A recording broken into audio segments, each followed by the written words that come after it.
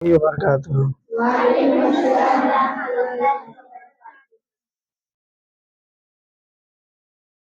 آئیے ایک مرتبہ نبی اور آل نبی کی برگاہ میں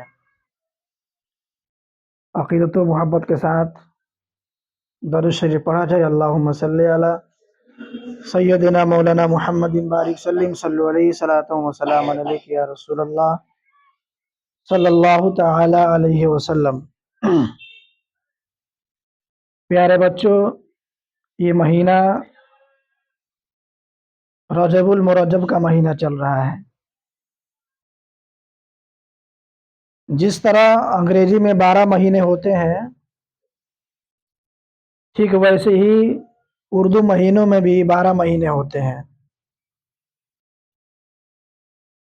جس طرح انگریزی میں جنوری، فروری، مارچ، اپریل، مئی، جون، جولائی، اگست، ستمبر، اکتوبر، نومبر اور دسمبر ہوتے ہیں،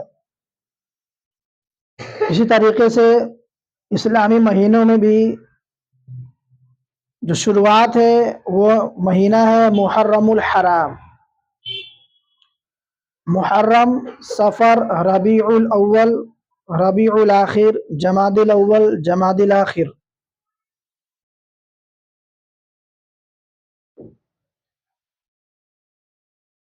رجب، شعبان، رمضان، شوال اور ذی القعدہ، ذی الحجہ۔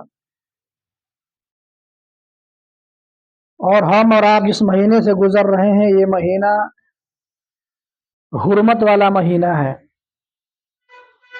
اللہ تبارک و تعالی ارشاد فرماتا ہے منہا اربعۃ حرم۔ قرآن مجید میں اللہ فرماتا ہے ان میں 4 مہینے کیا ہے، حرمت والے ہیں، یعنی ان کی عزت کی جائے، اس مہینے کی تعظیم کیا جائے۔ 4 مہینے میں آتا ہے رجب، ذی القعدہ، ذی الحجہ اور محرم۔ یہ چاروں مہینوں میں ہمیں اس کی عزت و احترام کرنی چاہیے۔ صوفیہ کرام فرماتے ہیں، بزرگان دین فرماتے ہیں کہ شعبان کیا ہے، بیج بونے کا مہینہ ہے،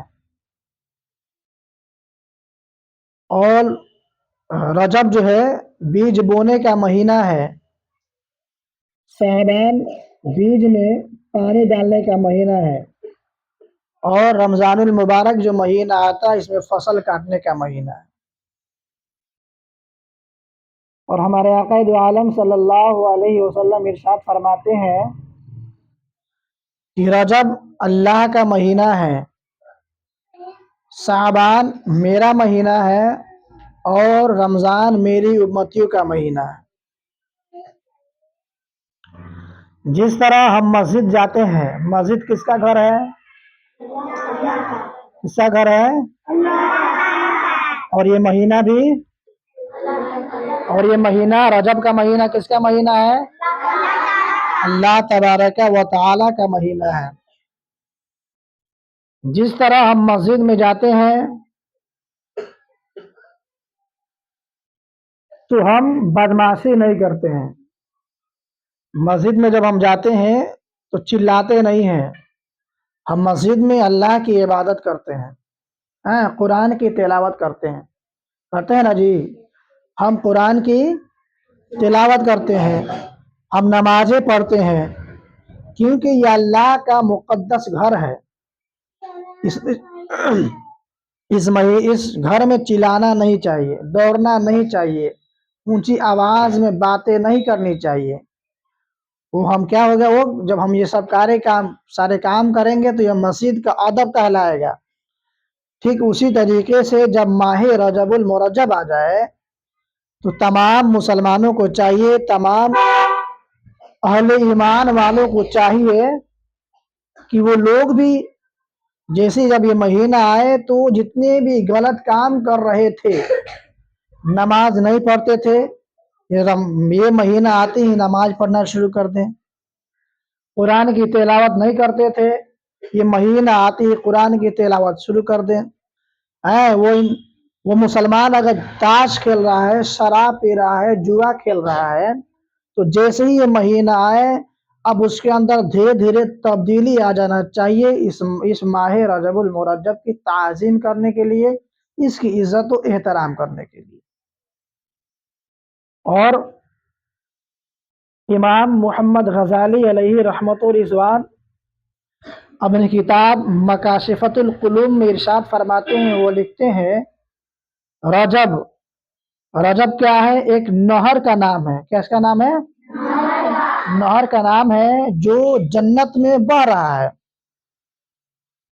اس کا پانی جو ہے دودھ سے بھی زیادہ سفید اور شہد سے بھی زیادہ میٹھا اور برف سے بھی زیادہ ٹھنڈا ہے۔ اور یہ پانی کس کو ملے گا؟ تم کو ملے گا، تم کو ملے گا، لیکن کب ملے گا؟ یہ پانی اس انسان کو، اس مسلمان کو، اس ایمان والے کو ملے گا جو اس مہینے میں روزہ رکھے گا۔ کیا رکھے گا؟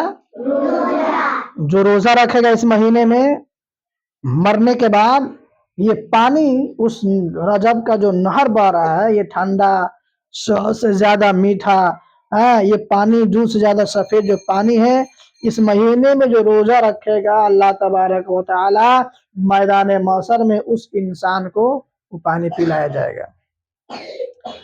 تو ہمیں روزہ رکھنے کی ضرورت ہے اس ماہ میں، حالانکہ وہ نفلی روزے ہیں، نہیں رکھیں گے تو گنہگار نہیں ہوں گے، اور رکھ لیں گے تو ہمارا مقام بلند ہو جائے گا، ہمارا مرتبہ اونچا ہو جائے گا۔ حضور فرماتے ہیں کہ جہنم کے کتنے دروازے ہیں؟ 7۔ کتنے؟ ہمارے نبی فرماتے ہیں کہ اس مہینے میں اگر کوئی روزہ رکھے گا تو اس کے لیے جہنم کے 7 دروازے بند کر دیے جائیں گے۔ یعنی وہ جہنم، جب اس کا انتقال ہو جائے گا تو وہ جہنم میں نہیں جائے گا، کیونکہ اس کے لیے دروازہ بند ہو گیا ہے۔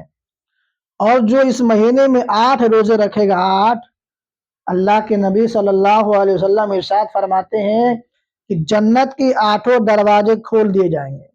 جنت کے 8 دروازے کھول دیے جائیں گے۔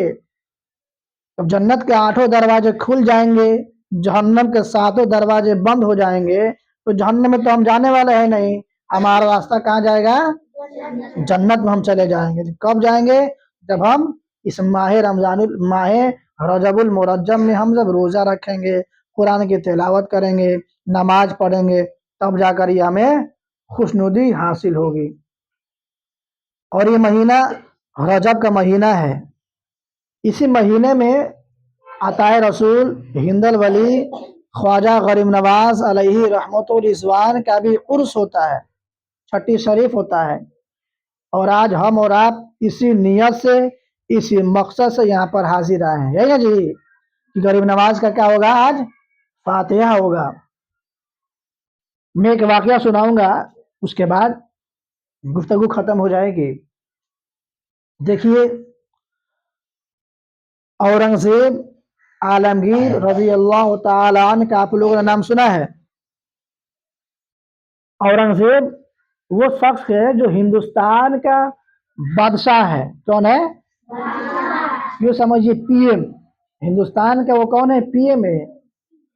اپنے زمانے میں بہت نیک، متقی، پرہیزگار بادشاہ گزرے ہیں جن کا نام حضرت اورنگزیب عالمگیر رضی اللہ تعالی عنہ ہے۔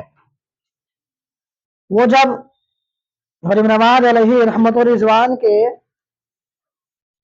مزار میں درگاہ پر حاضری دینے کے لیے جاتے ہیں تو وہ کیا دیکھتے ہیں کہ ایک اندھا بھکاری جس کے پاس آنکھ نہیں ہے، نابینا ہے، وہ دروازے پر بھیک مانگ رہا ہے۔ کیا مانگ رہا ہے؟ بھیک مانگ رہا ہے۔ جب اورنگزیب عالمگیر رضی اللہ تعالی عنہ جاتے ہیں تو دیکھتے ہیں کہ دروازے پر کھڑے ہو کر بھیک مانگ رہا ہے، اور اس سے پہلے بھی آپ اس کو کئی مرتبہ وہاں پر دیکھ چکے تھے بھیک مانگتے ہوئے۔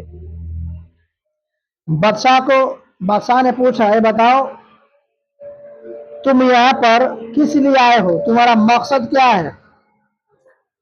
غریب نواز کی بارگاہ میں کیا مانگ رہے ہو؟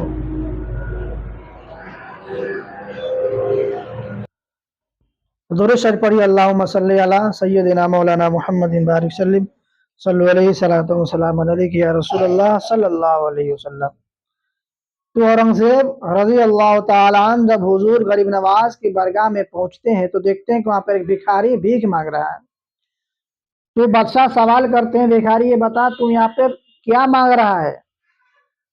تو بھکاری کہتا ہے کہ آنکھ نہیں ہے، ہم غریب نواز کی بارگاہ میں کیا آنکھ مانگ رہے ہیں، آنکھ مل جاتی تو بہت اچھی بات تھی۔ پھر اورنگزیب علیہ رحمت الرضوان پوچھتے ہیں تم یہاں پہ کتنے سالوں سے بھیک مانگ رہے ہیں؟ تو کہہ رہا کہ 2 یا 3 سال سے ہم یہاں پر غریب نواز کی بارگاہ میں بھیک مانگ رہے ہیں۔ اتنا سننے کے بعد اورنگزیب غصے میں ہو گئے، جلال میں آ گئے، کہنے لگے سنو میں ہندوستان کا بادشاہ اورنگزیب عالمگیر ہوں۔ کون ہوں؟ اورنگزیب عالمگیر ہوں، ہندوستان کا میں بادشاہ ہوں، اور میں مزار کے اندر حضور غریب نواز کی بارگاہ میں فاتحہ پڑھنے کے لیے جا رہا ہوں۔ جیسے ہی فاتحہ پڑھ کر واپس آئیں گے تو تمہاری آنکھ آ جانی چاہیے، اور اگر آنکھ نہیں آتی ہے تو ہم تمہیں قتل کر دیں گے۔ اب یہ کہہ کر اندر چلے گئے۔ اب بھکاری جو ہے بلک بلک کر رونے لگا، آنکھوں سے آنسو بہنے لگا اور کہنے لگا یا اللہ ابھی تک تو آنکھ ہی کی بات تھی، اب تو میرا جان بھی چلا جائے گا اور ہماری کیا ہوگا؟ غریب نواز علیہ رحمت الرضوان کی بارگاہ میں رونے لگا، بلکنے لگا، دل سے فریاد کرنے لگا، دل سے دعائیں مانگنے لگا کہ اب آخری التجا ہے، اب میری جان چلی جائے گی، یا غریب نواز کرم فرمائیے، یا غریب نواز رحم کیجئے۔ جب وہ دل سے مانگنے لگا دعا، آنکھوں سے آنسو گرنے لگے، تو یہ غریب کا آنسو گرنا غریب نواز علیہ رحمت الرضوان کا کب گوارا تھا؟ انہوں نے فوراً اس اندھے بھکاری کی دعا کو قبول فرماتے ہیں، اور اللہ تبارک و تعالیٰ کے کرم سے غریب نواز علیہ رحمت الرضوان کے نگاہ کرم سے فوراً اس اندھے بھکاری کی آنکھ میں روشنی آ جاتی ہے۔ بولو سبحان اللہ۔ آنکھ میں روشنی آ جاتی ہے۔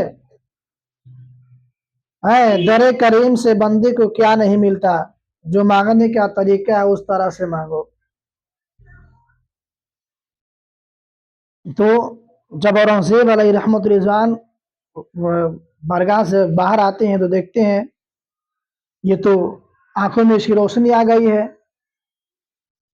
تو اورنگزیب عالمگیر علیہ رحمت الرضوان کہتے ہیں کہ میں نے جو تمہیں قتل کرنے کے لیے کہا تھا، اگر تمہاری آنکھ نہیں بھی آئی رہتی تو ہم تمہیں قتل نہیں کرتے، ہم تو دیکھنا یہ چاہ رہے تھے کہ تم غریب نواز کی بارگاہ میں کس طرح مانگ رہے ہو جو تمہیں نہیں مل رہا ہے۔ دیکھو آج تم نے دل سے مانگا، آنکھوں سے آنسو گرے، اور ایک ہی بار کا رونا غریب نواز علیہ رحمت الرضوان کو اتنا پسند آیا، ایک ہی بار میں تمہیں آنکھ عطا ہو گئی۔ اگر تم دل سے مانگے رہتے، آنکھوں سے آنسو گرا کر مانگے رہتے تو یقیناً یہ تمہارا کام بہت پہلے ہی ہو چکا ہوتا۔ اس لیے میرے پیارے بچوں، ہمیں جب بھی اللہ کی بارگاہ میں یا نیک ولی کی بارگاہ میں جب ہم جائیں تو ہمارا مقصد، ہمارا نیت خلوص پاک صاف ہونی چاہیے، صاف ہونی چاہیے۔ اور ہمیں جو کچھ مانگنا ہے بالکل دل جمعی کے ساتھ، دل سے ایمان و عقیدہ رکھ کر مانگے، یقیناً اللہ تبارک و تعالیٰ کے فضل و کرم سے، اور جس آستانہ پہ ہم جائیں گے ان کی نگاہ کرم سے ہماری خالی جھولی بھی بھرتی ہوئی نظر آئے گی۔ السلام علیکم ورحمۃ اللہ وبرکاتہ۔ سلام پڑھا جائے۔